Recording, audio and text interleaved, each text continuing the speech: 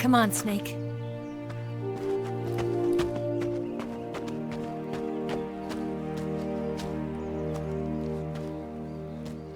We made it. We made it. Over there.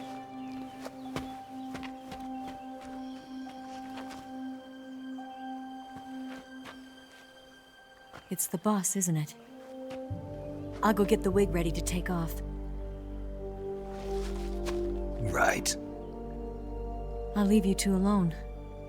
But come back in one piece, okay?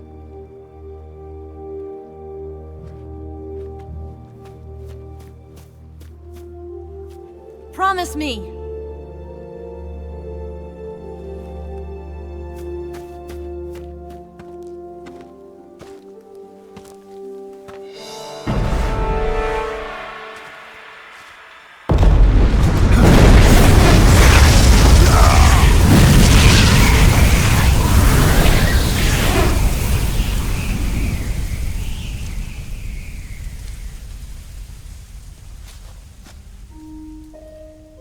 Life's end.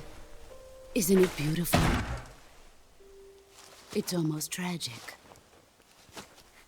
When life ends, it gives off a final lingering aroma. Light is but a farewell gift from the darkness to those on their way to die. I've been waiting, Snake, for a long time. Waiting for your birth, your growth, and the finality of today. Boss. Why are you doing this? Why? To make the world one again. The world used to be whole. But with the end of the Second World War, the philosophers began to fight amongst themselves, and the world was torn apart.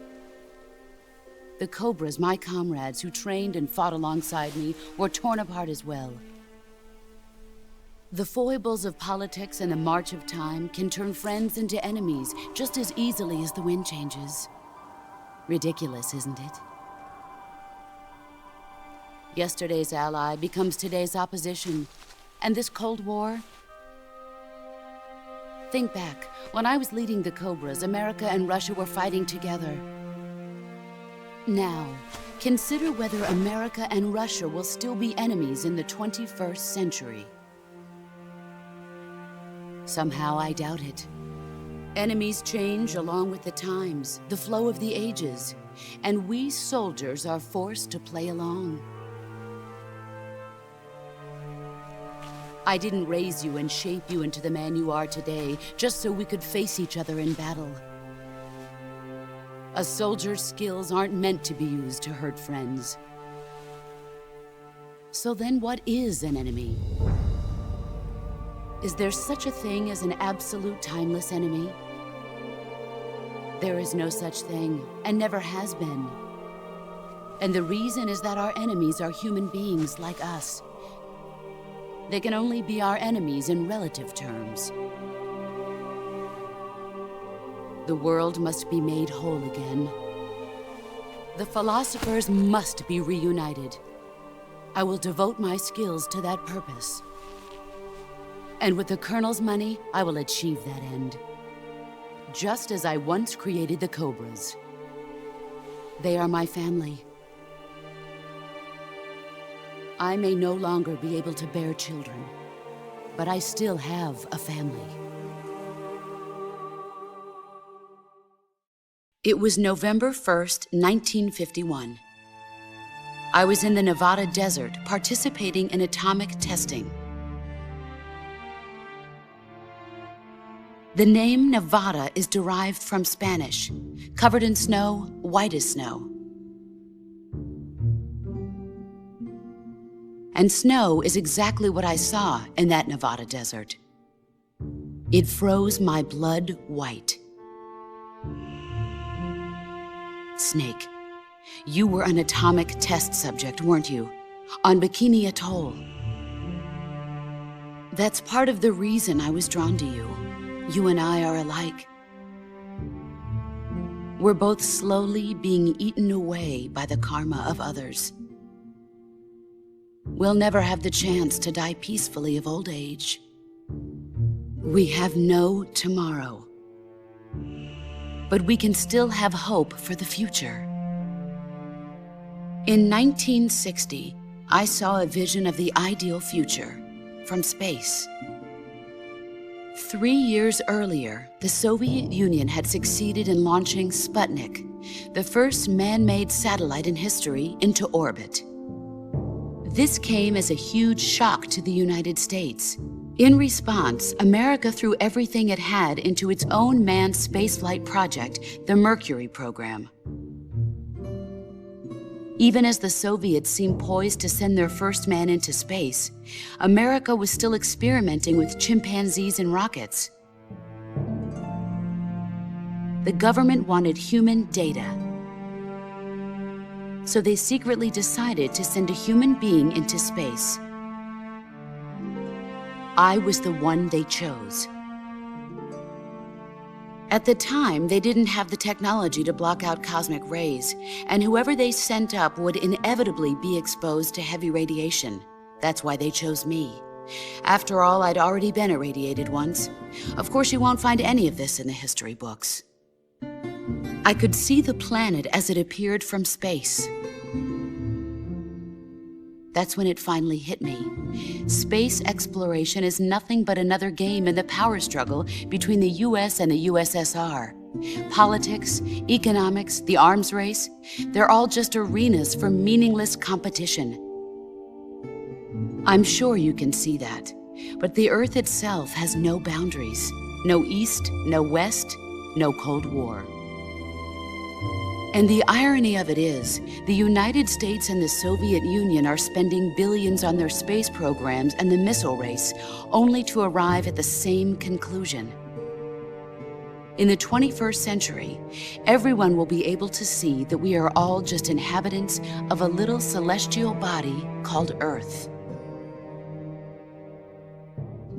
A world without communism or capitalism, that is the world I wanted to see.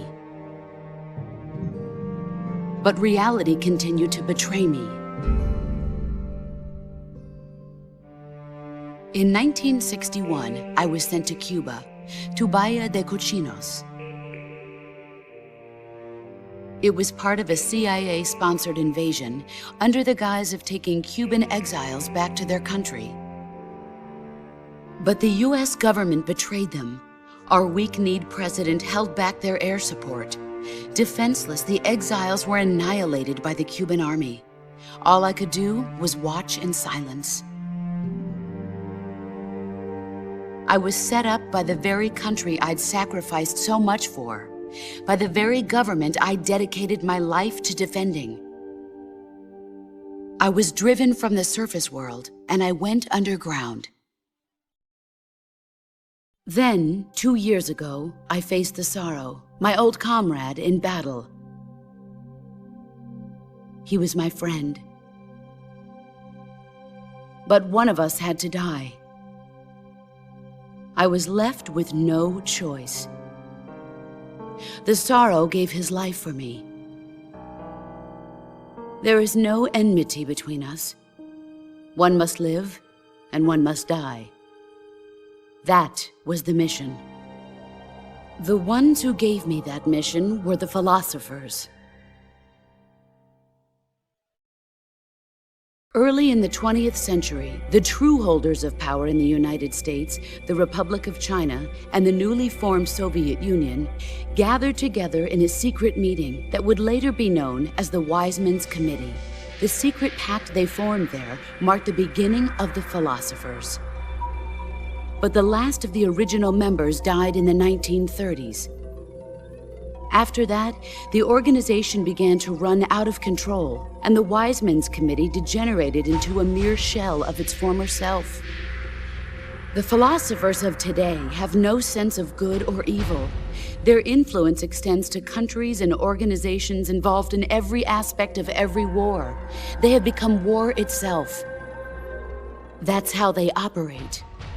The sacrifices of war cause a shift in the times. This shift leads to renewed conflict, and in turn triggers the next war. Like a nuclear chain reaction, each conflict sparks countless others, forming an endless spiral that will continue on for eternity. Do you understand what I'm saying, Snake? By consuming me and you, the philosophers intend to keep that cycle going forever. It was my father who explained all of this to me. He was one of them. You see, I am the last remaining child of the philosophers. But after he revealed the truth, my father was killed by that same shapeless, formless organization. And my father isn't the only thing the philosophers have taken from me. In June of 1944, the Cobras and I took part in the landing at Normandy.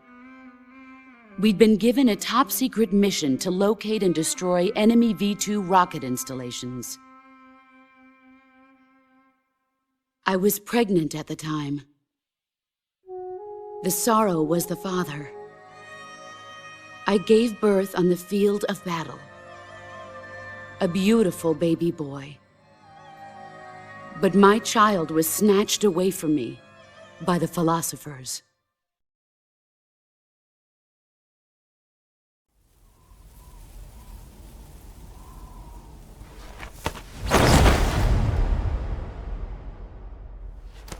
Look at this scar. This is proof that I was once a mother. I gave up my body and my child for my country. There is nothing left inside me now. Nothing at all. No hatred, not even regret. And yet sometimes at night, I can still feel the pain creeping up inside me, slithering through my body like a snake.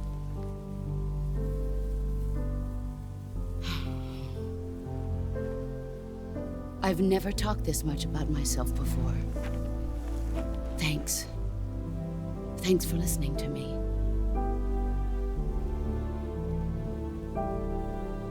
I feel content. Snake, commence the operation. I raised you. I loved you. I've given you weapons, taught you techniques, endowed you with knowledge. There is nothing more for me to give you. All that's left for you to take is my life, by your own hand. One must die, and one must live. No victory, no defeat. The survivor will carry on the fight. It is our destiny. The one who survives will inherit the title of boss. And the one who inherits the title of boss will face an existence of endless battle.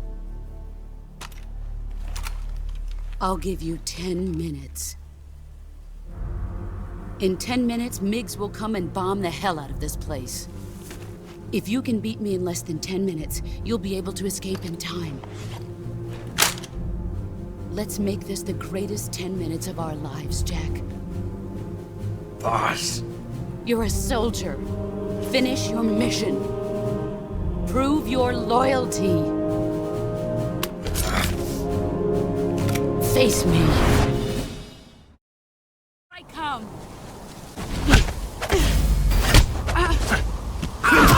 Excellent, Jack.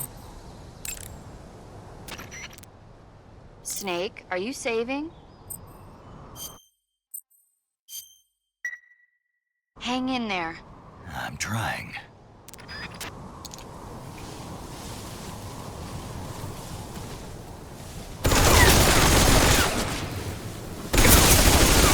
Here I come.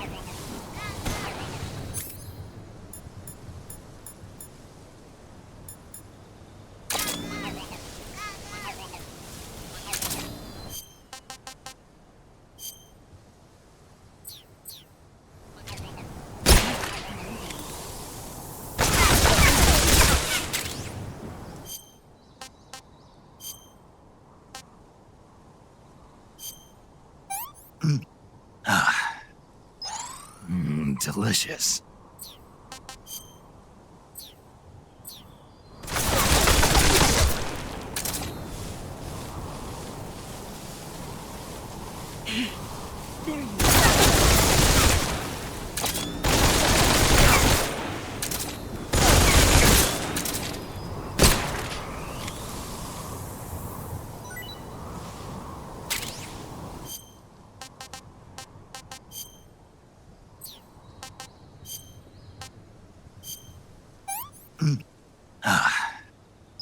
I want some more.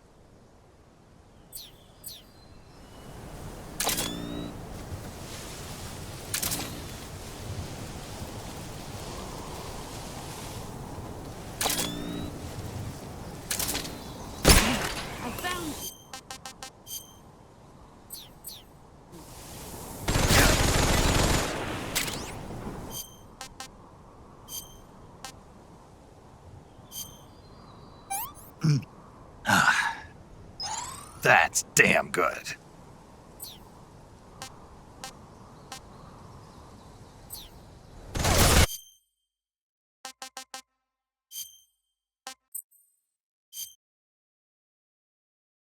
I come.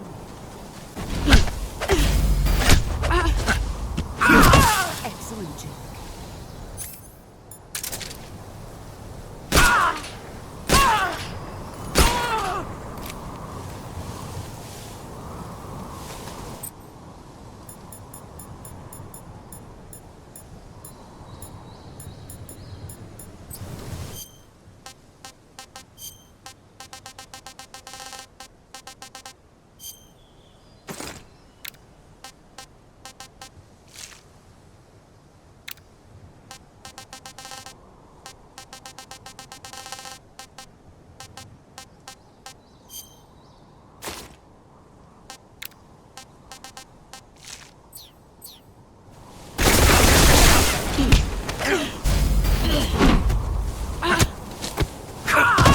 You're better than I remember.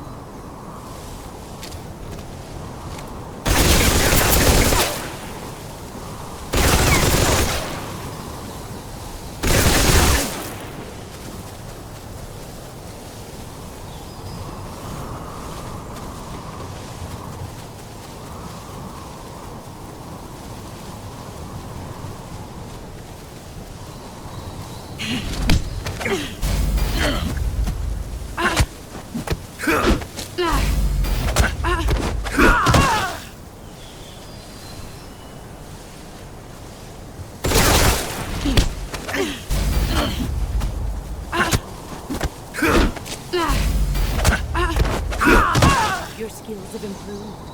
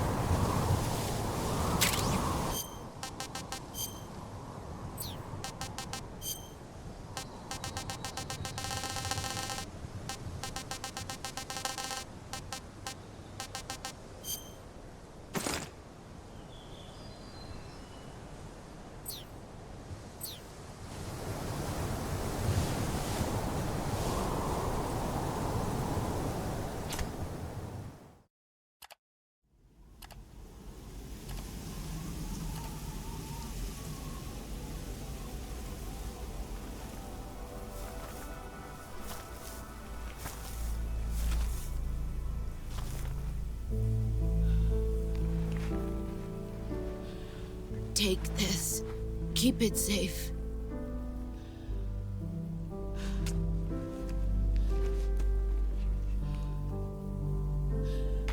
It's our only hope.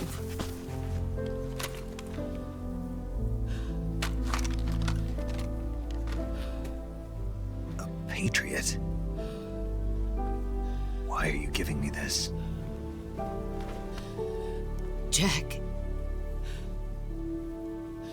Or should I say, Snake, you're a wonderful man. Kill me. Kill me now. Do it.